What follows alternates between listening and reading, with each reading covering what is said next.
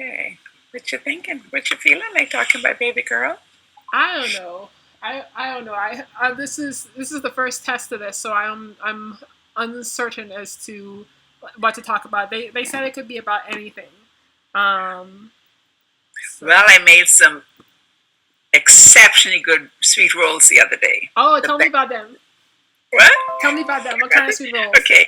I found this recipe online that I'd been working with, and the first set came out okay. It was nice. The second set I thought was real good.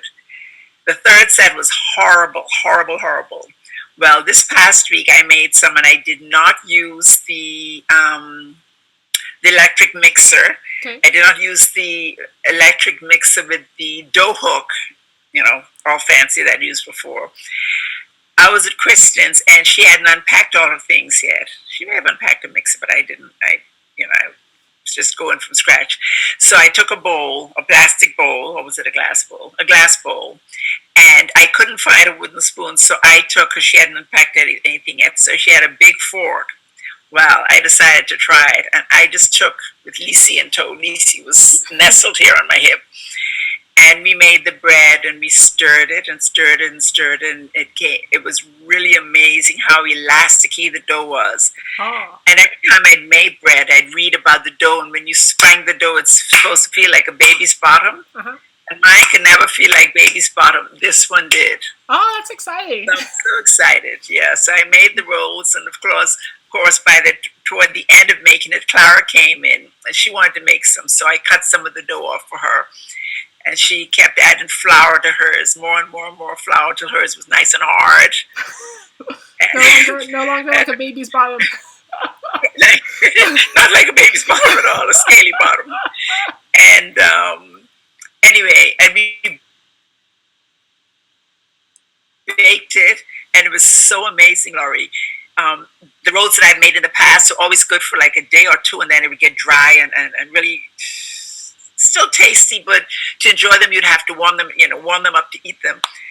This was so amazingly soft and supple, and it made me feel like a bread make extraordinaire. Oh my goodness! I feel like I need to get the tricks from you and Harley because I don't know if this was in Harley News group or the family group, but you see like all the breads and stuff he has made. No, he I doesn't can share I can send you anything the I with can send you me. the pictures, but because I can never ever make bread, but it sounds like you can do it and Harley can do it, so I need some instruction. There's an interruption. Oh, is it back? Are we back now? Are we still? Are we still? Wait, I don't know. I don't know what this is. Can you? Do you? Is the connection back now? It's back now, yeah. Oh, okay, okay. What kind of rolls? You say sweet rolls. Sweet rolls, yeah. I'll send you the recipe, and I have with the recipe, I had the adjustments I made, Hmm. the first batter, and then I've highlighted the new adjustments I've made. So I am so excited. I am now a bread maker. Okay, I think that's exciting. I have this all kind, and I don't know if it's good for bread. I have this like these wheat berries. When COVID first hit, I was thinking I was gonna be making my own bread and grinding my own. I ain't doing none of that, but I feel like it would still be a good thing to learn how to make bread and then actually make make the bread. Well, this one was so easy, so very easy. And a lot of recipes you try, when they come out, it tastes very yeasty. You could tell they talk about quick rise, but I think they require too much yeast.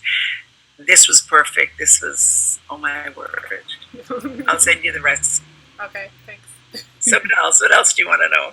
So since bread making and I don't know what you call it, gardening are kind of family skills. Why don't you tell me about some of the gardening projects y'all got going in the backyard there? All right, first let me introduce you to the family brown thumb. No, that was me. So But you can't buy it honestly. I did come by it honestly. You can't buy it honestly. But mother was amazing. I mean, she grew everything. She could grow anything from nothing at all. And she and daddy always had, daddy always went to the farm every week he'd go to the farm and bring the farm on Cowpen Road, and he'd bring back tomatoes and mangoes and okra and all sorts of things. And Mom always had spinach growing on the fence. And she tells us about when she was growing up that Granny and Papa always had a garden, and they grew spinach and potatoes and whatever else they needed to grow. They had a lot of fruit trees in the yard, and she said that as a child they also had livestock. So I want to get more information on that. I didn't even, you know what? I didn't even know that Bahamians had livestock. I always assumed that some of these other West Indian places were like bigger pieces of land and were kind of shallow and more spotty. That I just thought it was only seafood. But I'm curious as to what kind of livestock they used to have. Well, I don't know. Maybe, I know they definitely had chickens and maybe goats.